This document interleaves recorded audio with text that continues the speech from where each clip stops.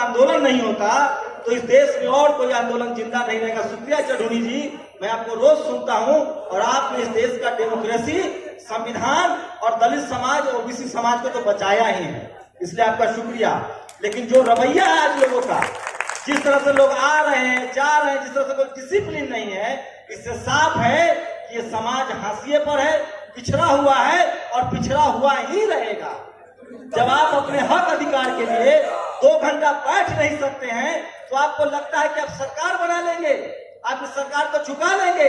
आप गफलत में जी रहे हैं और उदित राज जी आपकी सारी कोशिशें नाकाम हो जाएगी, क्योंकि लोग अपने हक अधिकार के लिए बिल्कुल सचेत नहीं है। और अगर वो सचेत होते तो 2 घंटा यहाँ जरूर समय देते।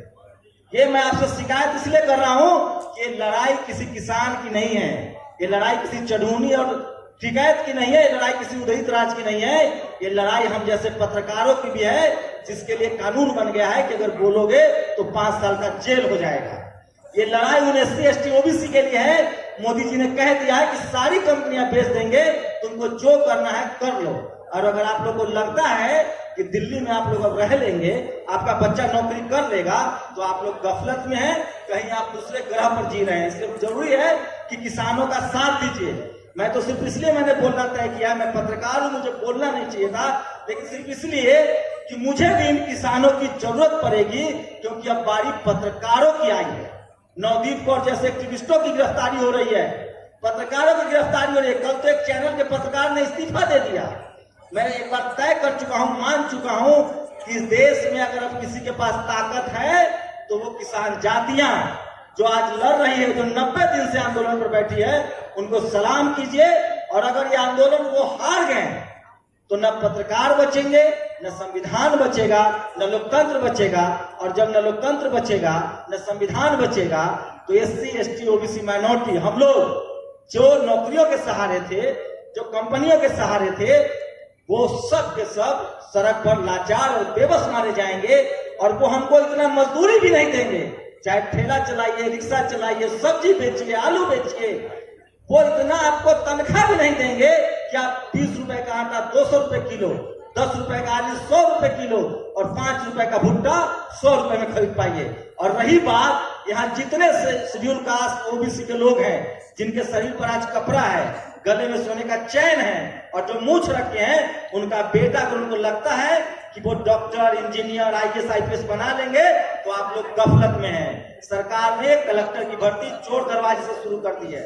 इस सरकार ने आरक्षण खत्म कर दिया है। इस सरकार ने कॉलेज यूनिवर्सिटी बंद कर दिया है। 5 राज्यों में चुनाव हो रहा है, वहां चुनाव हो सकता है, लेकिन दिल्ली यूनिवर्सिटी, JNU जैसी यूनिवर्सिटियां नहीं खोली जा रही है। पत्रकारों को कह दिया गया है कि या तो मेरी हाँ में हाँ मिलाओ या जेल जाने के लिए तैयार रहो। लेकिन मैं दुखी हूं, नाराज हूं कि खासकर शेड्यूल कास्ट के लोग जो पिछले 6 साल से आंदोलन चला रहे हैं, जो लगातार जेल जा रहे हैं, मारे जा रहे हैं, आज जब किसान खड़े हुए हैं तो हम लोग को सिर्फ उनका साथ देना है। और हम लोग 3 घंटा भी अगर कॉन्स्टिट्यूशन क्लब में नहीं बैठ पा रहे हैं तो ये हमारी नाकामी का पहला सबूत है। और आप कल्पना कीजिए कि जो किसान 90 दिन से लड़ रहा है उसकी क्या हालत होगी। इसलिए हम लोग किसानों को शुक्रगुजार हैं। हमारे बाप दादाओं के पास तो जमीन भी नहीं है, हम तो इनकी खेत में मजदूरी करते थे। अब तो हम मजदूरी करके भी पेट नहीं पाल पाएंगे, क्योंकि न तो हम 200 रुपए आटा, न 500 रुपए किलो चावल खरीद पाएंगे। अब आप लोग को तय करना है कि न सरकारी नौकरी बचेगी, न सरकारी कंपनी बचेगी, न सरकारी जमीन बचेगी, न किसानों की जमीन बचेगी, तो आप करेंगे क्या। इसलिए अगर आप भी मौका है, किसानों का साथ दीजिए, पत्रकारों का भी साथ दीजिए। मैं चढ़ूनी साहब से भी कहता हूं कि आपके संज्ञान में हर चीज है। अगर किसी सोशल मीडिया के पत्रकार की गिरफ्तारी होती है तो वो भी आप ही लोगों में ताकत है इस सरकार से लड़ने की, और ये आप लोगों ने साबित किया है। मैं अंदर की बात बता रहा हूं कि सरकार को किसान आंदोलन न उगलते बन रहा है, न निगलते बन रहा है। पहली बार एक आंदोलन है जिसको न वो मुसलमान कह पा रहे हैं, न जिसको दलित कह पा रहे हैं। सोचिए, इस आंदोलन में हाथ डालने से सुप्रीम कोर्ट डर रहा है। अगर ये दलितों का आंदोलन होता तो अब तक हटा दिया जाता, ये मुसलमानों का आंदोलन होता तो भगा दिया जाता। इस किसान आंदोलन ने इस देश के लोगों को, आपको पता है सरकार किसानों से डर नहीं रही है। सरकार को इस बात की चिंता है कि सिखों का चूल्हा, मुसलमानों का चूल्हा, दलितों का चूल्हा, किसानों का चूल्हा एक जगह कैसे खाना बन रहा है। वो कैसे साथ खा रहे हैं। उनका हिंदू मुस्लिम का लड़ाई टूट रहा है। इसलिए मैं दलित समाज से, शेड्यूल कास्ट के लोगों से, पिछड़े समाज के लोगों से, ओबीसी के लोगों से अपील कर रहा हूं, जो पढ़े लिखे लोग हैं, अभी भी आपके हाथ में मौका है। और आपके आज के डेट में ना तो आपको टीवी की जरूरत है, ना अखबार की जरूरत है।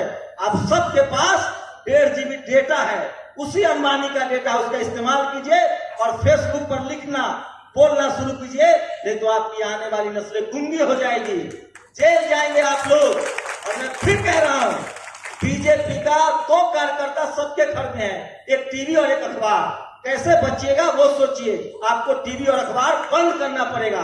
और एक और बात सुन लीजिए, जो टीवी अखबार दिखा रहा है वो खबर नहीं है, मोदी जी का प्रचार है। उनके कार्यकर्ताओं से बचिए। ये लड़ाई संविधान बचाने की है। अगर आप लोग नहीं बचा पाए, हम लोग नहीं बचा पाएंगे। अगर आप दलित समाज होता संविधान के लिए तो सुप्रीम कोर्ट कहती इसको भगा दो। ये तो किसान जातियां हैं जिनके डर से सुप्रीम कोर्ट ने भी अपने पैर पीछे खींच लिए हैं। मुझे बोलने में कोई गुरेज नहीं है, क्योंकि SC ST OBC के खिलाफ सारे फैसले एक कॉलेजियम वाला जज ही करता है। हमें उदित राज जैसे लोगों की भी जरूरत है, हमें किसान नेताओं की जरूरत है, किसानों की जरूरत है। और अगर हम लोग अब भी एकजुट नहीं हुए तो सब मारे जाओगे बारी बारी से। लिख लो, गोलवलकर बंच ऑफ थॉट्स में लिखा हुआ है। इस देश में अभी तो राहुल गांधी कह रहे हैं 2 और 2, मैं कह रहा हूं सिर्फ 5 लोग इस देश पर राज करेंगे, बाकी लोग पेट की लड़ाई में आपकी जिंदगी घिसट जाएगी। पहले वो कहते थे कि क्या पहनना है, अब वो कह रहे थे कि क्या खाना है, अब वो कहेंगे कि क्या बोलना है। आप लोग तैयार रहिए। आपके बाप दादाओं ने अंग्रेजों से लड़कर यह आजादी पाई थी। इन 4-5 लोगों ने गुलाम बना लिया है, क्योंकि इस देश के लोगों ने मीडिया, मैं लास्ट लाइन बोल के खत्म कर रहा हूं, वो लोग हड़बड़ा रहे हैं कि क्या बोल रहा है। अगर मोदी जी को हराना है तो मीडिया को हराना होगा। और इस देश के किसानों का शुक्रिया जिसने तमाम चैनल के पत्रकारों को बेइज्जत करके जनता के नजरों में एक्सपोज कर दिया है, और किसी की हिम्मत नहीं है कि वो रिपोर्टिंग कर दे। और एक बात के लिए और शुक्रिया, जितने यूट्यूब और सोशल मीडिया वाले लोग थे उन सब ने लाखों रुपए की कमाई की है, वो भी किसानों की वजह से। क्योंकि किसानों ने जिस तरह से चैनलों को बेनकाब किया है, अब लोगों को लगता है कि असली खबर यूट्यूब पर है, फेसबुक पर है, ट्विटर पर है।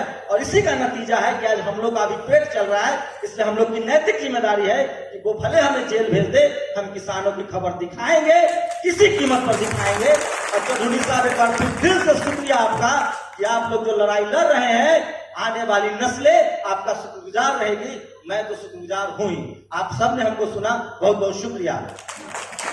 अगर आप चाहते हैं गरीब हर वंचित इंसान की आवाज आप तक पहुंचे तो हमारे चैनल को सब्सक्राइब करें और बेल आइकन का बटन दबाना ना भूलें। देखते रहिए बहुजन हलचल न्यूज।